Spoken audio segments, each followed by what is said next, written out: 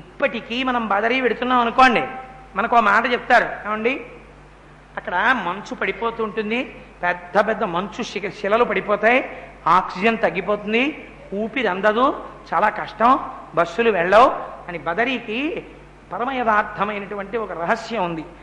వైరాగ్య సంపత్తి తగినంత లేని వాళ్లతో కలిసి బయలుదేరినా, లేదా ఒక్కడు వెడుతున్నప్పుడైనా వాడికి తగినంత వైరాగ్యము లేదని ఈశ్వరుడు భావించినా బదరీలోకి రానివ్వడు.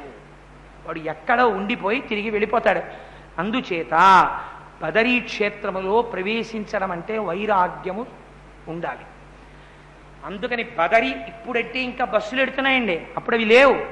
కనపడినటువంటి ఫలాలు తింటూ, పువ్వులతో అర్చనలు చేసుకుంటూ, మధుర జలాలు తాగుతూ, సన్నటి మంచు చిరియలలోంచి కాలినడకన తన శిష్యులతో కలిసి శంకర భగవత్పాదులు బదరీ క్షేత్రానికి బయలుదేరారు. అక్కడ కూర్చుని బ్రహ్మసూత్రాలకి భాష్యం రాయాలని.